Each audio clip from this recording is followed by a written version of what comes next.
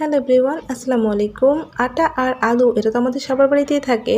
তো আটা আর আলু দিয়ে আপনারা ঝটপট বিকেলের জন্য এই দারুণ মজার মুচমুচে নাস্তাটা খুব সহজে বানিয়ে নিতে পারেন। তো দেখতেই পাচ্ছেন আমি কিন্তু 3টা আলু সিদ্ধ করে নিয়েছিলাম ছোট ছোট সাইজে। সেই 3টা আলু আমি এভাবে ছিলে নিলাম। তো এখন আমি আলুগুলোকে গ্রেট করে নিচ্ছি। আপনারা যে কোনোভাবে ম্যাশ করে নিতে পারেন। আপনারা কিন্তু একটা বড় সাইজের আলু দিয়েও এটা করে নিতে পারবেন। দেখেন আমি সুন্দরভাবে গ্রেট করে নিয়েছি। এখন চুলায় একটা প্যান বসিয়ে দিয়েছি, তার মধ্যে বেশ কিছুটা তেল দিলাম, খুব বেশি না, 2 টেবিল চামচের মতো তেল দিয়ে তার মধ্যে হাফ চামচ গোটা জিরা দিলাম। জিরাটা ফোড়ন দিয়ে নিলাম। তো জিরাটা হালকা একটু ভেজে নিয়ে এখন এর মধ্যে আমি দিয়ে দিচ্ছি পেঁয়াজ কুচি, একটু বেশি করে দিতে হবে। তো পেঁয়াজ কুচিটা দেওয়ার পর পেঁয়াজ কুচিটা নরম হওয়া পর্যন্ত ভেজে নিচ্ছি। পেঁয়াজ কুচিটা যখন ভাজার পরে এরকম একটু নরম হয়ে আসবে, একটু ভাজা ভাজা হয়ে যাবে, তখন এর মধ্যে আমি দিয়ে দিচ্ছি কাঁচামরিচ কুচি। এটা আপনারা আপনাদের স্বাদ মতো পরিমাণ মতো দিয়ে নেবেন। তো এখন এর মধ্যে দিচ্ছি আমি সামান্য একটু হলুদ গুঁড়া, 1 চিমটি দিচ্ছি লাল মরিচের গুঁড়া, তারপর একটু নেড়েচেড়ে দিচ্ছি। এভাবে একটু নেড়েচেড়ে দেওয়ার পর ম্যাশ করে রাখা বা গ্রেট করে রাখা আলুটা এর মধ্যে দিয়ে দিলাম। এখন আমি আলুটাকে খুব ভালো করে পেঁয়াজের সাথে মিশিয়ে নিচ্ছি। পেঁয়াজ মশলার সাথে যাতে ভালোভাবে মেশা হয়ে যায়, তো একটু এভাবে চেপে চেপে খুব সুন্দরভাবে সব কিছু মিশিয়ে নিলাম। এখন এর মধ্যে আমি দিয়ে দিচ্ছি লবণ, অবশ্যই আপনারা স্বাদ মতো দিয়ে নেবেন। তারপর এখানে আমি ম্যাগি ম্যাজিক মশলাটা রয়েছে না, সেটা দিচ্ছি। এটার কারণে ফ্লেভারটা অনেক বেশি ভালো হয়। তো আপনারা চাইলে দিতেও পারেন, নাও দিতে পারেন। তো আমি এখানে পুরো 1 প্যাক দিইনি, অর্ধেকটা দিয়েছি, বেশি অর্ধেকটাই দিয়ে দিয়েছি। তো ম্যাজিক মশলা দেওয়ার পরে খুব ভালো করে মিশিয়ে নিচ্ছি। ম্যাজিক মশলা দেওয়ার পরে দেখবেন যে খুবই সুন্দর একটা স্মেল ছড়িয়ে পড়েছে। তো এখন আমি এর মধ্যে কিছুটা ধনেপাতা কুচি দিয়ে দিয়েছি, এটা নামানোর আগে দিতে হবে। তো ধনেপাতা কুচিটা দিয়ে ভালো করে মিশিয়ে নিয়ে আমি এখন নামিয়ে নিব। এখন কিন্তু আর বেশি চুলা রাখা যাবে না। এখন নামিয়ে আমি ভালোভাবে ঠান্ডা করে নিচ্ছি। আর এদিকে আরেকটা প্যান বসিয়ে দিয়েছি, তার মধ্যে 1 চা চামচ তেল দিয়ে দিলাম। তার মধ্যে আমি দিয়ে দিচ্ছি 1 কাপ পরিমাণে পানি। তারপর এর মধ্যে দিয়ে দিচ্ছি লবণ, অল্প পরিমাণে দিয়েছি। আর একটা বলক আসার জন্য অপেক্ষা করছি। যখনই একটা বলক চলে আসবে তখন আমি এর মধ্যে দিচ্ছি 1 কাপ পরিমাণে আটা। আর আটাটা দেওয়ার পরে আমি অনবরত নেড়েচেড়ে দিচ্ছি। আর 1 কাপ পানির বিপরীতে 1 কাপ আটাই কিন্তু দিতে হবে। এটা কিন্তু প্যাকেটের গমের আটা। আপনারা যে কোনো গমের আটা দিয়ে করতে পারেন, আপনারা চাইলে এটা ময়দা দিয়েও করতে পারবেন। এখন অনবরত নেড়েচেড়ে খুব সুন্দর করে একটা খামির বানাতে হবে, যাতে খামিরটা একটু শক্ত হয়, কোনোভাবে যাতে খামিরটা নরম না হয়। তো দেখেন আমি কিছুক্ষণ খামিরটা এভাবে নেড়েচেড়ে সফট করে নিয়েছি, হাতের মধ্যে নিয়ে দেখাচ্ছি, দেখেন হাতে কিন্তু লেগে যাচ্ছে না। এখন আমি এভাবে 5 থেকে 10 মিনিট ঢেকে রেখে দিয়েছিলাম। এতে করে খামিরটা আরও সফট হয়েছে আর কিছুটা ঠান্ডা হয়েছে। তো খামিরটা কিন্তু গরম থাকা অবস্থাতেই মথে নিতে হবে, তাই খুব বেশি ঠান্ডা করে ফেলবেন না, কিছুটা গরম থাকা অবস্থায় খামিরটা মথে নেবেন। কারণ খামিরটা যদি ঠান্ডা হয়ে যায় তাহলে অনেক বেশি শক্ত হয়ে যাবে আর মথে নিলেও মসৃণ হবে না।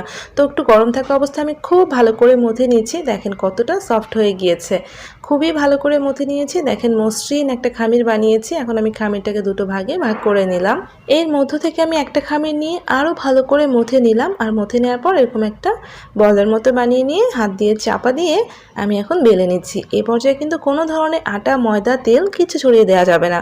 জাস্ট একটু মোটা করে একটা রুটি বেলে নিতে হবে। আর রুটিটা খুব বেশি মোটা হবে না, খুব বেশি পাতলা হবে না, তবে কিছুটা মোটা রাখবেন, তবে পাতলা কোনোভাবেই করবেন না, তাহলে কিন্তু নাস্তাগুলো ভালো হবে না। দেখেন এইরকম একটু মোটা রেখে আমি রুটিটা বেলে নিয়েছি। তারপর এরকম একটা স্টিলের গ্লাসের সাহায্যে আমি কেটে নিচ্ছি। আপনারা যে কোনো বয়মের মুখ বা স্টিলের বাটি দিয়েও কেটে নিতে পারেন। তো দেখেন কেমন হয়েছে। আমি আরও একটা রুটি বেলে নিচ্ছি। দুটো খামির থেকে আমি একবারই সব বানিয়ে নিয়েছি। আর এটা আমি একটু বড় করে বানিয়ে নিচ্ছি। আর দেখেন কেমন মোটা করেছি। ঠিক এভাবেই করে নেবেন, একদমই পাতলা করে ফেলবেন না। আবার অনেক বেশি মোটা রাখলেও কিন্তু নাস্তাগুলো খেতে ভালো লাগবে না। তো আমি চতুর্দিকে সমান করে বেলে নিয়ে আবারও সেমভাবে গ্লাস দিয়ে কেটে নিচ্ছি। আর এগুলো দেখেন আমি আপনাদেরকে ভালোভাবে দেখিয়ে দিলাম। তো সবগুলো আমি এভাবে কেটে প্লেটের মধ্যে তুলে নিয়েছি। আর এগুলো দেখেন সব একসাথে রাখার পরও খুব বেশি এগুলো জড়ো লেগে যাচ্ছে না। এভাবে একটু টান দিলেই দেখবেন যে এগুলো ইজিলি খুলে আসছে। তো সবগুলো আমি নিয়ে নিয়েছি আর কয়েকটা আমি এরকম চাকতির মধ্যে তুলে নিলাম। তারপর একটা ছোট রুটি নিয়ে তার মধ্যে বানিয়ে রাখা আলুর পুরটা অল্প করে দিয়েছি। আমি নাস্তাগুলো ছোট ছোট করে বানিয়েছি, আপনারা চাইলে আরও কিছুটা বড় করে বানিয়ে নিতে পারেন। এর জন্য আপনারা বড় কোনো কাটার দিয়ে কেটে নেবেন। আর এভাবে আঙুল দিয়ে চেপে চেপে মুখটাকে বন্ধ করে দিতে হবে। আর এভাবে চেপে দিলে এগুলো খুব সুন্দরভাবে লেগে যাবে। এখানে কোনো পানি টানি ইউজ করতে হবে না। দেখেন কত সুন্দর হয়েছে, দেখতে একদম পুলি পিঠার মতো হয়েছে। তো এভাবে আমি সবগুলো বানিয়ে নিব। আর প্রত্যেকটার মধ্যে আমি অল্প করে আলুর পুর দিয়ে তারপর সেমভাবে সবগুলো পুলি পিঠার মতো শেপ করে নিচ্ছি। একটু হাত দিয়ে খুব সুন্দর করে পুরটা সেট করে নেওয়ার পর খুব ভালো করে কিন্তু উপরে মুখটাকে জোড়া লাগিয়ে দিতে হবে আর একটু উঁচু করে দিতে হবে যাতে দেখতে ভালো লাগে। খুব সুন্দরভাবে দেখেন আমি সেট করে নিয়েছি আর এগুলো বানাতে খুবই কম সময় লেগেছে। আর এভাবেই কিন্তু আমি সবগুলো বানিয়ে একটা প্লেটের মধ্যে তুলে রেখেছি। আপনারা কিন্তু এগুলো ফ্রোজেন করে রেখেও পরবর্তীতে ভেজে নিতে পারেন। তো আজ আমি সবই ভেজে নিব। দেখেন এগুলো কত সুন্দর হয়েছে। তো এগুলো এক সাইডে রেখে দিচ্ছি আর এদিকে আমি একটা বাটির মধ্যে 1/4 কাপ আর সামান্য একটু বেশি পরিমাণে আটা নিয়ে নিয়েছি। তার মধ্যে আমি লবণ দিয়ে দিয়েছি অল্প করে, তারপর দিচ্ছি সামান্য একটু হলুদ গুঁড়া। তো এই শুকনো উপকরণটা ভালোভাবে মিশিয়ে নিচ্ছি। তো খুব ভালো করে হলুদ লবণ সব কিছু মিশিয়ে নেওয়ার পরে ধনে পাতা দিয়ে দিলাম। দেখেন এখানে শুধু পাতাগুলো রয়েছে, এগুলো কিন্তু আমি কুচি করিনি। তো ধনে পাতাগুলো দেওয়ার পরে মিক্সড করে নিয়ে অল্প অল্প করে পানি দিয়ে একটা ব্যাটার বানিয়ে নিচ্ছি। আর এই ব্যাটারটা খুব বেশি ভারী হবে না, আবার একদম পাতলাও হবে না, মিডিয়াম ঘনত্ব রেখে ব্যাটারটা করে নিতে হবে যাতে ব্যাটারটা নাস্তাগুলোর গা থেকে পড়ে না যায়, ঠিক সেভাবে ব্যাটারটা করে নিতে হবে। তো আমি খুব ভালো করে মিশিয়ে নিয়েছি আর দেখেন খুব বেশি কিন্তু ভারী হয়নি।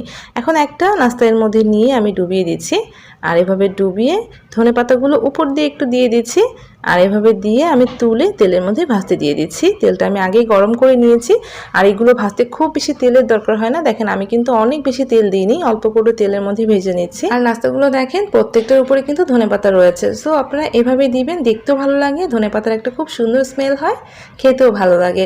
তো আমি উল্টে পাল্টে দিচ্ছি আর যতক্ষণ না খুব সুন্দর একটা হালকা লালচে কালার বা বাদামি কালার হচ্ছে ততক্ষণ পর্যন্ত উল্টে পাল্টে ভেজে নিচ্ছি। আর ততক্ষণে নাস্তাগুলো অনেক বেশি ক্রিস্পিও হয়ে যাবে। দেখেন নাস্তাগুলো কিন্তু অনেক বেশি ক্রিস্পি হয়। যখন এরকম একটু লালচে কালার চলে আসবে উপরে তখন এগুলো আমি তেল থেকে তুলে নেব। তো আমি দুটো দুটো করে তুলে নিচ্ছি, যেগুলো খুব সুন্দর ভাজা হয়েছে সেগুলো তুলে রেখে দিয়েছি আর বাকিগুলো আমি সেমভাবে তেলের মধ্যে দিয়ে ভেজে নিচ্ছি। তো সবগুলো ভেজে আমি একটা প্লেটে তুলে নিয়েছি। এই নাস্তাগুলো এত বেশি ক্রিস্পি আর এত বেশি ফ্লেভারফুল হয় যে খেলে শুধু খেতে ইচ্ছে করে। আপনারা কিন্তু খুব ঝটপট শুধু আটা আর আলু দিয়ে এটা সহজে বানিয়ে নিতে পারেন। আমি আপনাদেরকে ভেঙে দেখাচ্ছি যে এটা কতটা মুচমুচে হয়েছে। এটা অনেক গরম তাও আপনাদের ভেঙে দেখাচ্ছি। দেখেন কতটা মুচমুচে, আর যেটা ঠান্ডা রয়েছে সেটা আরও অনেক বেশি মুচমুচে রয়েছে। দেখেন আশা করছি রেসিপিটা ভালো লেগেছে। ভালো লাগলে প্লিজ একটা লাইক দিয়ে চ্যানেলটা সাবস্ক্রাইব করে আমার সাথেই থাকবেন। সবাই অনেক ভালো থাকবেন। আল্লাহ হাফেজ।